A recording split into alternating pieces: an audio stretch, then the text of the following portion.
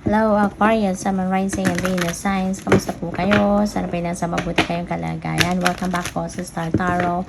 Kung bago po kayo dito, welcome po. And please subscribe, like, and share our videos. And leave me a comment po, no, if naka-resonate kayo. Thank you. First message ninyo, renewal. Ayan, sabi dito, it's time to get clarity about your life purpose. So, siguro ang iba sa inyo ngayon, malalim, may naisip, no? Malalim, nagdinay-dilay, nagmumuni-muni kayo. Maybe you are seeking for clarity about where you are heading right now, no? So siguro you're also looking for a deeper meaning sa buhay ninyo. Baka naiisip din ninyo, eto ba, no? Eto ba yung dapat kong gawin? 'Di ba? Napapakinabangan ba ako ng komunidad ko, ng mundo? 'Di ba? Anong dapat kong gawin? 'Di ba? Sa ngayon, maaring mga malalim ang iniisip ng iba sa inyo sa ngayon. So, yun. So, what else? We have 5 of Autumn. Ayan. So, negativity ito. Negative energy ito. Say 5 of Autumn. Maybe mabigat, no? Yung dibdib ninyo sa ngayon. Maybe may pinoproblema kayo. Pwedeng related yan or surrounding money, no? Surrounding financial matters siguro yung pinoproblema ng iba sa inyo. Wino-worry ng iba sa inyo. Pwedeng related sa career, related sa trabaho, sa negosyo. So, pwedeng ganun, no? But, huwag kayo mag-alala, no? Wala na dapat tayong i-wino-worry. Kailangan lang natin na mag-isip lang tayo ng positibo. Even if may problema tayo, ang importante is surrender natin yan sa universe na problema natin. Magdasal so that mabigyan tayo ng tulong. 'Di ba? Kaya importante na lagi tayong makikinig sa ating mga ating intuition so that we will be guided accordingly kung ano ang dapat nating gawin. We have Ace of Summer. Look at that. Siksik, liglig, umaapaw. Ang pwedeng biyayang dadating sa inyo. Kaya lang, no, nagne-negative thinking kayo with the 5 of Autumn. And that can stand between you and these beautiful blessings. Kaya, ang mahalaga, tanggalin na, no, as much as possible. I-transmute ninyo yung negative thinking na to into something positive. Magpaka-positibo po kayo. Tanggalin na sa sarili ninyo yung mga negative energies para walang maging sagabal sa mga magagandang blessings na paparating sa inyo. This is siksik-liglig umaapaw na blessings. Kung anong kailangan ninyo sa ngayon, yun ang pwedeng ibigay sa inyo ng universe.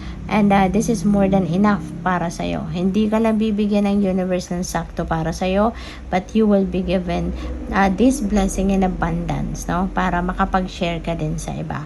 So, iba-iba to. Pwedeng love ito, pwedeng energy, pwedeng time, pwedeng spiritual growth, pwedeng pera, pwedeng opportunity for trabaho, for career, for negosyo. It could be anything, no? You will be filled with joy and happiness, no? Ang puso ninyo umaapaw din ng saya kasi sobrang biyaya, no, ang bibigay sa iyo. Princess of Summer, baka may bagong love connection, see? So, this is an ace as well, so you're going to start a new beginning, diba? You're going to start a new chapter sa buhay ninyo. So, since si Princess of Summer ay nandito, so most likely, ang iba sa inyo, magsisimula ng bagong love and romantic relationship. Or pwedeng mayroong bagong friendship na mabubuo din dito between you and another person. So, yun, maganda, no? Exciting pagdating sa inyong love life. At pwede rin na mayroon kayong mga a-attendan na mga okasyon. Pwede may mga imbitasyon dito, no? Sa inyo na banding moment ng pamilya, ng mga kaibigan, social events, mga ganon, party. We have Caterpillar opportunity. Ayan. So, merong mga oportunidad na dadating. Talaga, uulan nga ng blessing sa inyo, no? At merong isang magandang opportunity na pwedeng dumating sa inyo. So, rest assured, no, na talagang magiging maganda, maayos ang inyong kalagayan eventually. Okay? We have number 29, resourcefulness. Wow. So, magiging resourceful din kayo. Maganda, maabilidad pala kayo. Hindi lang kayo umaasa sa kung ano lang ang meron na nandiyan dyan. 'di ba? Or naghahanap pa kayo ng kung ano ang pwedeng gawin, no? You're going to be resourceful sa ngayon. Gagawa ninyo ng paraan, no? Gagamitin ninyo kung anong resources na meron kayo. Gagamitin ninyo, gagawa ninyo ng paraan, kayo mag-a-adjust, 'di ba? Gagalingan ninyo, no? Not necessarily na bibili pa kayo kung anong kailangan, but kung ano ang meron, no? Yun na ang gagamitin ninyo. We have Metox, repairing the body, mind, and the spirit. So, time for you to relax. Time for you to chill, no? So, siguro, pagod na kayo, stressed out na kayo. Siguro, meron din kayo nararamdaman mga anxiety, stress, di ba? Kaya, kapanahon na para mag-step back muna kayo. Time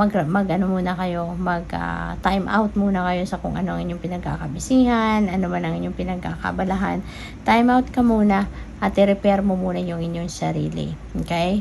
Magpahinga ka, mag-meditate ka, kumain ka ng maayos, matulog ng maayos, mag-rejuvenate ka ngayon, mag-recuperate, yun ang kailangan mo para na makabawi yung inyong katawan. No? Ma-relax ang katawan mo, at the same time, ma-relax din yung isip mo, and when you're done with that, no, siguro, makikita mo naman na resulta, magbubunga na maganda yan, at mas makakapag-focus ka, mas makakapag-concentrate ka, mas magiging malakas ang inyong katawan, diba? You will be more energetic, no? At you will be more concentrated and focused sa kung ano man ang mga gagawin mo. Okay?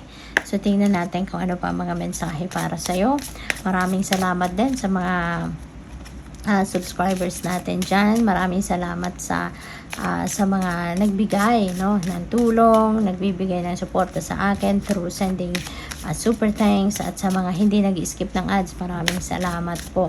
At open na po, no, yung membership natin kung gusto ninyong mag-member. So, we have courage. Ayan. So, siguro merong sitwasyon kayo dito na baka challenging, no? So, kailangan lang ninyo na tatagan ang inyong loob.